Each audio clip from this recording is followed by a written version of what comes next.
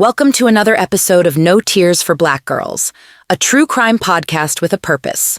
Written and produced by award-winning author John Reedberg.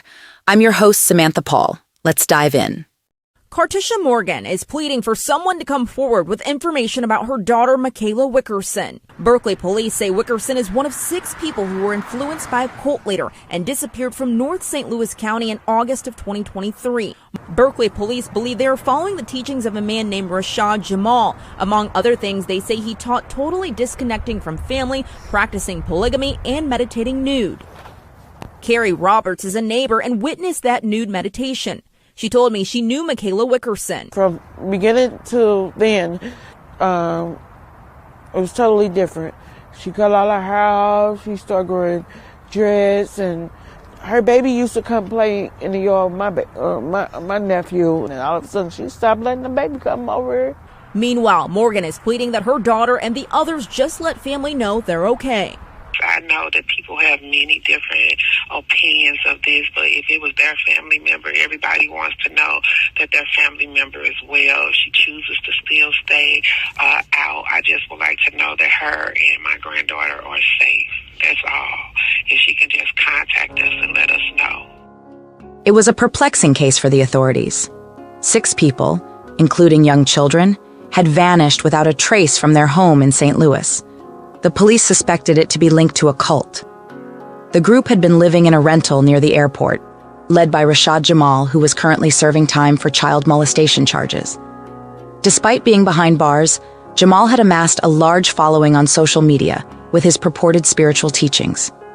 His organization, known as the University of Cosmic Intelligence, claimed to enlighten and illuminate the minds of Black and Latino individuals. According to authorities, some of Jamal's followers had even changed their names to honor supposed spiritual deities. It was reported that 3 of the missing adults had also adopted these new names. As investigators delved deeper into the case, disturbing patterns emerged among Jamal's devotees. Cutting ties with loved ones, disconnecting from society, quitting jobs, and declaring themselves sovereign citizens. This was no ordinary disappearance. It was a chilling example of the power and danger of charismatic leaders like Jamal. And as detectives continued their search for answers, one mother's call would lead them down a path they never could have imagined. Cartisha Morgan contacted the police after her daughter went missing with Jamal's group. Detectives searched their rented home in Berkeley and hotel room in Florissant, but found no evidence of foul play. The group, once boasting over 90,000 followers on social media, had seemingly disappeared without a trace. It is believed that they may have run out of money and will resurface eventually. But for loved ones like Morgan, waiting for answers is agonizing, especially when her own daughter and granddaughter are among the missing. Morgan believes her daughter was targeted while struggling with postpartum depression, and she urges others to be cautious of online predators. As the investigation continues, all we can do is hold on to hope and trust that justice will be served. The missing group, believed to be facing financial troubles, is composed of 4 women. Wickerson, a former employee at J.P. Morgan and Chase. Thompson, a mother who left her child with her own mother. Williams from Washington, D.C., and German, originally from Lake Horn, Mississippi. Despite her worries for her family, Morgan remains strong in her faith. She reveals that Wickerson had been battling depression after giving birth and may have been manipulated. But lead detective Runga remains determined to find the missing party, stating that it's just a matter of putting in the necessary work. As for their whereabouts, it is expected that they will resurface once their funds run out. In the meantime, Morgan urges people to spread awareness about their situation. If you scared to die for what you believe in, that's okay, but I'm not. So get the out of my way. 6 people missing for months after following this alleged cult leader and self-proclaimed prophet. I think Rashad fits the usual profile, very narcissistic, very self-obsessed, grandiose claims. He has 90,000 followers, by the way, on Instagram. We're taking a closer look into the history of alleged cult leader Rashad Jamal White and his group, the University of Cosmic Intelligence. Grand Rising Cosmic Family. First, let me start by saying peace to the gods and goddesses of planet Kai. Peace meaning positive energy always creates elevation. August 13th, 2023 was the last time anyone saw 25-year-old Makayla Thompson, 27-year-old Jarrell German, and 36-year-old Makayla Wickerson. This is the last known image of the trio in a St. Louis grocery store. Along with them, 30-year-old Naman Williams, 3-year-old Malaiyah Wickerson, and 2-year-old Ashton Mitchell all vanished. Their disappearance is now being investigated by a local police department. Friends and family of the missing say they cut off contact with them, some even quitting their jobs or maxing out credit cards. We spoke to cult expert and author of Cults Inside Out, Rick Ross. He says that process likely started slowly before any extreme measures were finally taken. Well, people gradually unplug. It's a process of increments, step by step, bit by bit. People like Rashad encourage them to do this. And that is one of the early warning signs that something is really wrong, is that you have a loved one who's becoming increasingly socially isolated. And they're obsessed with a particular leader, and you realize that their entire network of friends is now within this group. But it doesn't happen overnight. It happens slowly but surely. And in this sense, people don't really realize how far they've gone with these groups because it is a step-by-step increment process. What we now see as out of the ordinary, cult members may begin to find as reasonable. I think normal becomes whatever it is within the kind of network or bubble that you exist in online. So what we're seeing is people embedding in kind of networks online where they're only communicating with other like-minded people and constantly being reinforced in whatever their new normal is as dictated by the leader. So we think it's crazy, but then we're dealing with the world at large.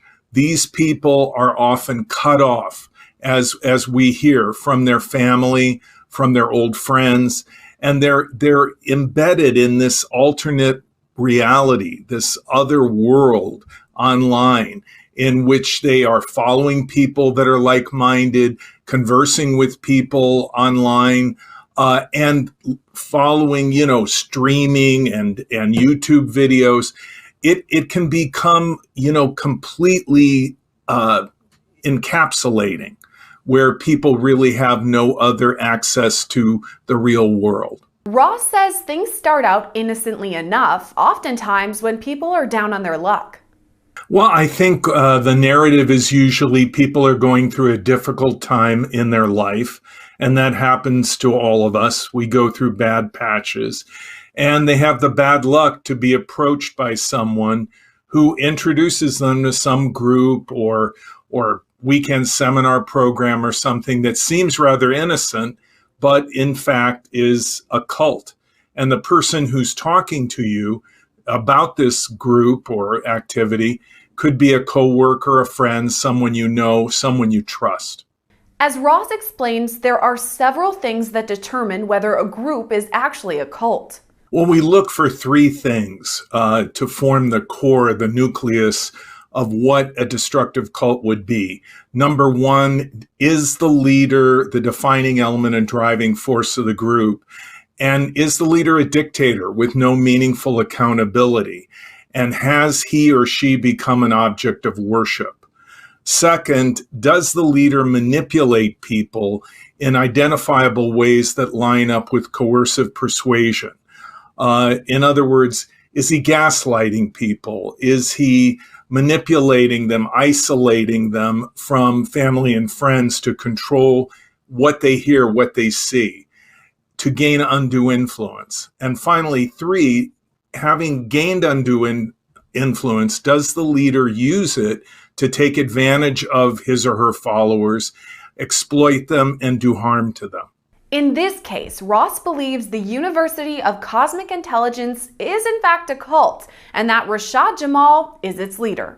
The leader of this alleged cult or group, his name is Rashad White. He goes by Rashad Jamal. And according to his Instagram, he's a self-proclaimed prophet. He calls himself a revolutionary, and he calls himself also a luminous being. Is it possible that he believes in all of this? In my experience, most of the cult leaders that I deal with are grifters, con men. They don't really believe their own hype. If they do cross that line, it becomes dangerous because then they are delusional and may, harm the people that are following them by acting basically insane, unplugging from reality, taking all of their followers over the edge with them. I think Jamal Rashad fits the usual profile, very narcissistic, very self-obsessed, grandiose claims. He has 90,000 followers, by the way, on Instagram. And of course, he has a YouTube following and so forth. This is the wave of the future. Groups called cults are recruiting online, and anybody could be targeted. Peace to the gods and goddesses of planet Kai. This has been brought to you by the ancestors first, then the University of Cosmic Intelligence, Real Upper Rich. Now we rise. I leave as I come. One, Ashe. Rashad Jamal boasts thousands of followers on Instagram and TikTok, where he speaks the word of his group. That includes promoting polygamy, living off the grid, and anti-government beliefs that sound a lot like conspiracy theories. Winner not real. The true name, it's a weapon. The true name of winner is called Sub-Zero technology. They made fake clouds, and then they put ice crystals in the clouds. And then they use these fake 5G towers to activate these fake ice crystals in these clouds. So this is how they be looking, right? We've seen this before, y'all, and never thought nothing of it.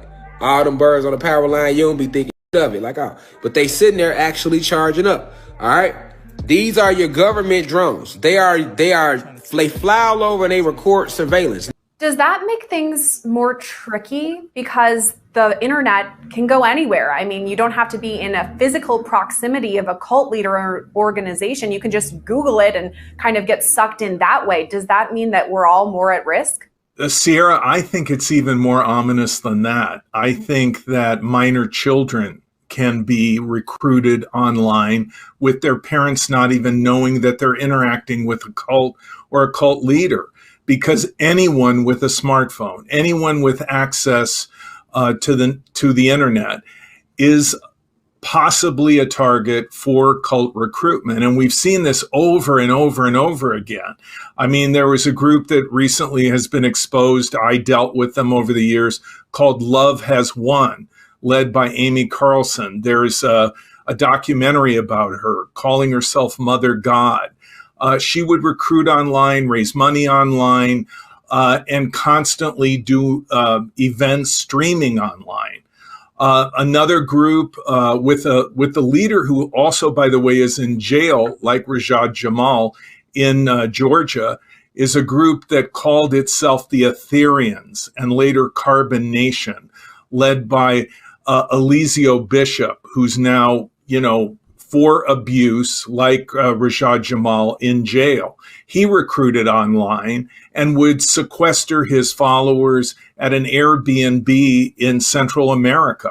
So this could happen to anyone, and recruitment online is now the norm. Right now, Rashad Jamal is serving an 18-year prison sentence in Georgia for multiple child molestation and child cruelty convictions. He was sentenced back in August and has since filed a motion for a new trial. Now he's been convicted of multiple crimes. Does that make things more difficult? I mean, the cult leader is behind bars. How is he going to communicate? Well, that's interesting because, Warren Jeffs, who is now in prison in Texas for horrible abuse of children, raping minor children, he still runs the cult, the polygamous cult called the FLDS, from prison. So it is possible for leaders to continue to communicate with their followers, even though they are incarcerated. Sounds crazy, but that's what is going on. It's not the first time Rashad Jamal or his followers have been involved in criminal activity. Damian Winslow Washam was eventually found not guilty by reason of insanity for murdering his mother with a sword. Crystal Pickens was sentenced to life in prison, and Yasmin Hyder sentenced to 35 years after robbing and murdering a Florida college student back in 2022. So does that relate at all to the case here of these missing people, that some of the followers could be dangerous? Well, I think that this particular group, led by Rashad, is dangerous. I mean, he's in prison for violent crimes against children. And so what we see is that there is a feeling that the ends justify the means, which is a typical philosophy in cults. In other words, if I, the leader, say that it is just for you to execute someone that I feel is an enemy of our higher power, of our existence, then you should do it. And it's not really a crime morally or ethically, because the ends justify the means. And so many times with cult groups, we see them, going off the rails into criminal activity, led by a leader who feels that there should be no limit to their power. Beyond committing dangerous crimes, police in Missouri also report the missing cult members acting in strange ways, such as running outside naked during a rainstorm or digging things up in their yard. People that are in groups called cults, at the dictates or suggestion of their leader, may do really bizarre things. I mean, let's look at the followers of Amy Carlson, Mother God. She would make demands of them. They would do odd things. In the end, when she died, they would not accept her death, and they wrapped her body in Christmas lights and worshiped it. So there are groups and there are followers that we see that seem to be detached from reality. The leader creates a new reality, and that becomes their new normal. But making choices dictated by one sole leader leads down a slippery slope. What is the danger of somebody idolizing another human, putting them above everyone else? I think the danger of worshiping a cult leader is that the leader has no real accountability, and that the leader is saying, I represent a higher power. So if you question me, you are questioning God. You are questioning that higher power. And so you feel that you cannot question the leader. And therefore, the leader can rationalize or justify anything, and this leads to abuse.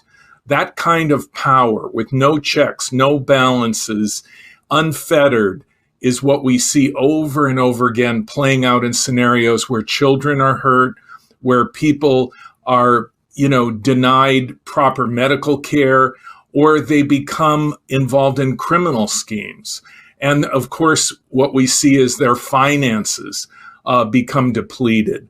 The leader takes whatever he or she can get from them by maxing out their credit cards, getting them to liquidate assets, etc. The key is accountability and transparency, and cult leaders don't have either. With this case, 6 missing people who have not been seen or heard from in months, comes concern for the 2- and 3-year-old children involved. Majority of the people who vanished are adults, and they follow a group that urges them to go off the grid. So if they don't want to be found, is that their right not to be found? The key issue right now with these adults that have gone off the grid, disappeared because of Rashad, is that they also have minor children. And this is the tragedy of groups like this, that children have no choice, that they are dependent upon their parents to look out for them, to protect them. And so when parents become enthralled with a cult leader and under undue influence, the children often suffer. And we've seen this play out in group after group after group. One of the worst being the children of God, where the leader mandated that children as young as 4 be sexually abused. So children can become caught in the situation of a cult because of their parents. And I think that is something probably that the families fear, that are now wondering where their grandchildren, their nieces, nephews are. But Ross says there are ways to remedy the situation. Well, hopefully Child Protective Services will become involved because Rashad is in prison for abusing children. And so there is a history of child abuse with this particular group. So that would be one immediate thing, to interview the children and find out how they've been treated, how they're doing, etc. As far as the parents are concerned, this is very difficult. People have a right to believe whatever they wish, but that doesn't mean they can do whatever they want in the name of those beliefs. So I think unless the parents have committed crimes, they may just go along their way. Perhaps the parents will help them to reconsider their commitment to Rashad Jamal. Love us? Leave us a positive review or rating. Follow No Tears for Black Girls on social media and No Tears for BG on Twitter. Be blessed. Be loved. Stay safe.